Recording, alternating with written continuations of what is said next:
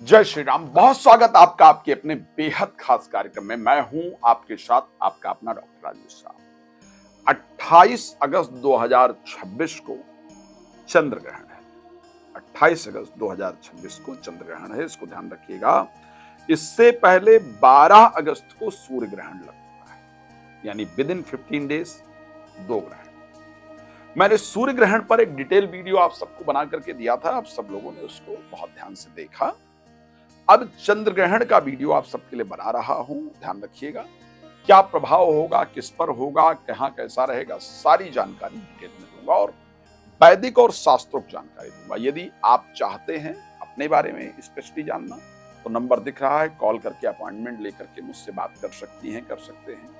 अगर आप चाहते हैं मुझे अपने घर बुलाना या संगीत में सुंदरकांड पाठ इत्यादि कराना या राम कथा भागवत कथा कराना, तो भी आप मुझे अपने यहाँ बुला सकते हैं, बुला सकती हैं, करवा सकते हैं। चलिए, पहला जो ग्रहण घटित हुआ था वो कुछ सीमित देश के अंदर था, यानी वो कनाडा के अंतर्गत था, रशिया के अंतर्गत था, अफ्रीका में था, यूके में था।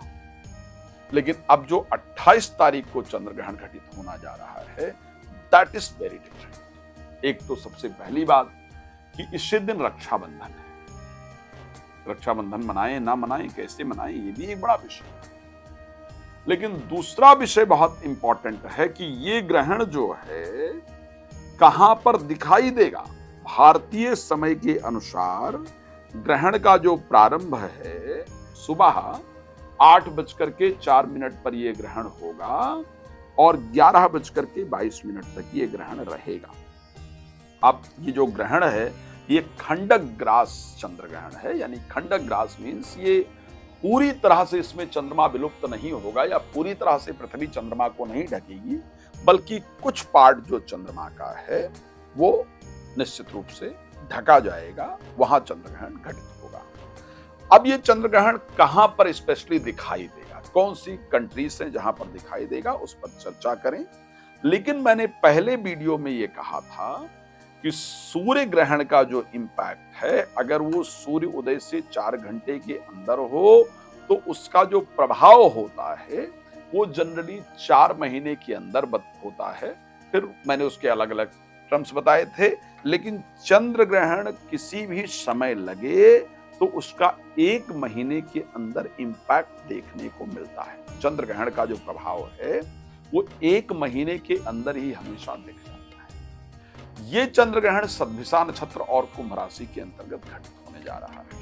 मुझे कहते हुए थोड़ा अजीब लग रहा है, लेकिन क्योंकि ऑलरेडी कुंभ राशि पर शनि वक्री होकर के गोचर कर रहे हैं, राहु वहां पर ऑलरेडी गोचर कर रहे हैं, मंगल की दृष्टि उस समय तक खैर नहीं होगी, सूर्य सिंह राशि के अंतर्गत इस समय पर गोचर कर रहे हैं जिनकी कुंभ राशि पर दृष्टि है। मैं एक दृष्टि से अगर बात करूं तो मैं ये कह सकता हूं कि इस ग्रहण के समय कुंभ राशि सबसे पीड़ित राशियों में से एक होगी, जहां पर 2 पापक ग्रह गोचर कर रहे होंगे, जहां पर सूर्य गोचर दृष्टि दे रहे होंगे, जहां पर केतु दृष्टि दे रहे होंगे। और हाँ, तो ये कहा जा सकता है कि मोस्ट अगर कोई पीड़ित राशि कही जा सकती है तो वो कुंभ राशि। अब क्या इस ग्रहण के बाद कुछ ऐसा घटित होगा जो नुकसानदायक है? मैं ये कह सकता हूं डेफिनेटली इट इज पॉसिबल। उसका रीजन है कि जब ग्रहण की राशि पर 4 मैलेफिक प्लैनेट होंगे तो मैं आपको एक प्रेडिक्शन बहुत स्पष्ट रूप से करके जा रहा हूं। 29 अगस्त से, ध्यान रखिएगा, ये ग्रहण 28 को घटित हो रहा है। 29 अगस्त से लेकर के 26 सितंबर तक, ध्यान रखिएगा, इस ग्रहण के कारण 29 अगस्त से लेकर के 26 सितंबर के बीच में पश्चिमी एशियाई देश में, ध्यान रखिएगा, पश्चिमी वेस्टर्न एशियाई कंट्रीज में, पश्चिम एशियाई देश में सत्ता परिवर्तन, अग्निकांड, प्लेन दुर्घटना, किसी बड़े नेता या प्रतिष्ठित व्यक्ति की मृत्यु या उसकी हत्या निश्चित रूप से होगी। ये ध्यान रखिएगा, जितना मैंने बताया है इन सबको एक पेन पेपर लेकर के नोट कर लीजिएगा। 1 महीने का समय नोट कर लीजिएगा। इस 1 महीने के समय के अंदर आप इस परिस्थिति को देख पाएंगे। ये ध्यान रखिएगा। किस राशि के लिए यह ग्रहण कैसा होगा उस पर मैं चर्चा करने आऊंगा, लेकिन किस किस जगह पर यह ग्रहण घटित होगा, इसलिए मुझे इस ग्रहण पर थोड़ा और ध्यान देने का विचार आया। ये ग्रहण घटित होने जा रहा है कुंभ राशि पर, सद्दिशा नक्षत्र पर, और ये ग्रहण स्पेशली जो घटित होगा ये पाकिस्तान में घटित होगा। ये ग्रहण पाकिस्तान में स्पेशली घटित होने जा रहा है। और अगर मैं पाकिस्तान की दृष्टि से इसको देखूं तो ये ग्रहण पाकिस्तान में जो घटित होगा वो पाकिस्तान के 5th हाउस में होगा। यानी पाकिस्तान की जनता, स्पेशली पाकिस्तान के जो युवा है, वो सड़क पर उतरने जा रहे हैं। इसको ध्यान रखिएगा। ये ग्रहण पाकिस्तान में घटित होगा। ये ग्रहण घटित होगा अफगानिस्तान के अंतर्गत, ईरान में घटित होगा, इराक में घटित होगा, सऊदी अरेबिया में घटित होगा, शारजाह में घटित होगा, अफ्रीका में घटित होगा, और ये ग्रहण इवन अमेरिका में भी घटित होगा। लेकिन ये ग्रहण भारत में घटित नहीं होगा, क्योंकि अब अमेरिका एक पश्चिमी देश है, इंग्लैंड, कनाडा इत्यादि एक पश्चिमी देश है।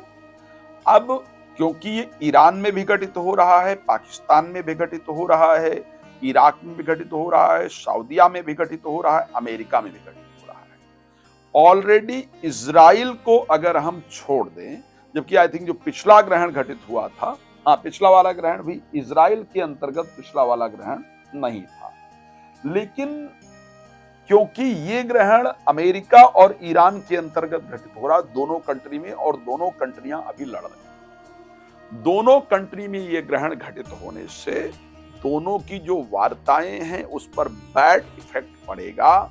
युद्ध और लंबा खींचे या युद्ध में एक नया बवाल पैदा हो, इस प्रकार की परिस्थिति निश्चित रूप से देखने को मिलेगी। इसमें कोई दो राय नहीं नजर आती है। मेरे दृष्टि से अगर इस ग्रहण के इंपैक्ट की बात की जाए, पाकिस्तान को लेकर के मैंने आप सबको दिया है। रूस में किसी बड़े नेता की मृत्यु या हत्या के योग हैं, किसी बड़े नेता की मृत्यु रूस के अंतर्गत हो, इस प्रकार की परिस्थिति मुझे दिखती है। इस ग्रहण से भारत का क्या नुकसान होगा या फायदा होगा, भारत के विषय में हम अभी जब राशियों पर चर्चा करेंगे तो इस विषय पर चर्चा करने का प्रयास करेंगे। अगर मैं जगत लग्न के अंतर्गत देखूं या मैं स्पेशली भारत के अंतर्गत देखूं तो ये ग्रहण 10वें भाव में घटित होने जा रहा है। 10th हाउस में ग्रहण जब घटित होता है वो फायदेमंद होता है।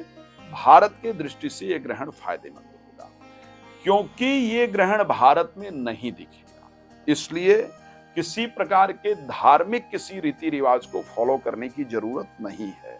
मंदिर के कपाट इत्यादि नहीं बंद होंगे, मंदिर के कपाट खुले रहेंगे, घर के मंदिर इत्यादि खुले रहेंगे।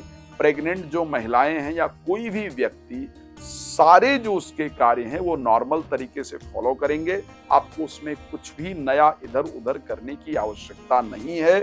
सब कुछ नॉर्मल चलेगा। पूजा पाठ, यज्ञ, अनुष्ठान जो भी है, रक्षाबंधन इत्यादि सब लोग आप प्रॉपर मनाएंगे।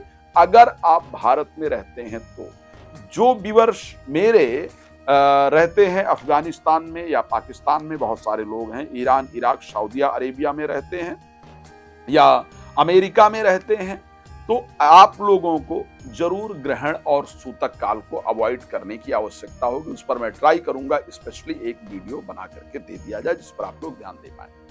ये ग्रहण स्पेशली अगर मैं मेष राशि के लिए बात करता हूं तो बहुत फायदेमंद होगा, फाइनेंशियल लाभ देने वाला होगा। वृष राशि के लिए प्रोफेशनल क्षेत्र में बहुत फायदा देगा, अच्छे रिजल्ट देगा, और विद इन 1 मंथ रिजल्ट दिखेगा। ध्यान रखिएगा, ग्रहण का रिजल्ट विद इन 1 मंथ दिखता है, तो विद इन 1 मंथ आपको अच्छा रिजल्ट देगा। मिथुन राशि के लिए अगर इस ग्रहण की बात की जाए तो भी ये ग्रहण बहुत अच्छा होगा। धार्मिक कार्यों में रुचि मन में बढ़ेगी और मन में प्रसन्नता होगी। कर्क राशि के लिए दुर्घटना देने वाला होगा, सावधान रहिएगा। दान इत्यादि जरूर कीजिएगा। भगवान के नाम का स्मरण ड्यूरिंग लूनर इक्लिप्स जरूर कीजिएगा। सिंह राशि के लिए ग्रहण जीवन साथी को कष्ट देने वाला होगा, जीवन साथी के साथ रिश्ते खराब कराने वाला होगा। कन्या राशि के लिए ग्रहण बहुत फायदा करेगा। इस ग्रहण से आपके शत्रुओं पर आपको विजय प्राप्त होगी। आपको खेल कूद स्पर्धा के क्षेत्र में रिजल्ट मिलेगा। राशि तुला के लिए यह ग्रहण फायदा नहीं करेगा। संतान और मित्रों को कष्ट होगा, जिससे आपके मन में चिंता होगी। राशि वृश्चिक को लेकर के यह ग्रहण फायदेमंद नहीं है। प्रॉपर्टी से संबंधित विवाद होंगे। कोई दिल के बहुत नजदीक का व्यक्ति आपसे दूर होगा विद इन अ मंथ। राशि धनु के लिए यह ग्रहण बहुत फायदेमंद होगा। आत्मविश्वास बढ़ेगा, यात्राएं होंगी, कामना पूर्ण होगी, अच्छे रिजल्ट मिलेंगे। राशि मकर के लिए परिवार में अशांति, कलह इत्यादि होगा, आर्थिक लॉस के योग हैं। राशि कुंभ के लिए भी मेरी पसंदीदा राशि है, लेकिन ग्रहण बेहतर नहीं है। स्वास्थ्य में चिंता और अपमान इत्यादि का सामना करना पड़ेगा। राशि मीन के लिए भी यह ग्रहण फायदेमंद नहीं है। फाइनेंशियल लॉस हो, इस प्रकार का योग राशि कुंभ के लिए भी ये ग्रहण में दिखता है। देखिए, धार्मिक रीति रिवाज फॉलो करने की आवश्यकता नहीं है, मतलब मंदिर नहीं बंद करना है, बाकी कुछ नहीं करना है, लेकिन ग्रहण का जो समय है उस समय पर भगवान का स्मरण करना बहुत फायदेमंद होता है। इस समय पर बैठ करके अपने इष्ट मंत्र इत्यादि का जप करने से इस समय विशेष जो ऊर्जाएं हैं वो हमारे मस्तिष्क को परमात्मा से कनेक्ट करती हैं। हमारे जो हृदय में जो हमारी ऊर्जा है वो ब्रह्मांडीय ऊर्जा के साथ कनेक्ट होती है, जिससे हमारे शरीर में डोपामाइन, सेरोटोनिन या एंड्रोफिन करके केमिकल जो हैं वो प्रोड्यूस होते हैं और हमारा जीवन परमात्मा के साथ कनेक्ट हो करके हम अपने जीवन को बेहतर बना पाते हैं। विशेष जानकारी के लिए आप लोग मुझे कॉल कर सकते हैं। भगवान आप सबको प्रसन्न रखे। ग्रहण के दौरान नहा करके गंगा जल पानी में डाल करके नहाएं और नहाने के बाद गायत्री मंत्र चैंट करेंगे तो आपके लिए फायदेमंद रहेगा। आपका सबका जीवन सुखमय हो, इसी शुभकामना के साथ जय श्री राम। बहुत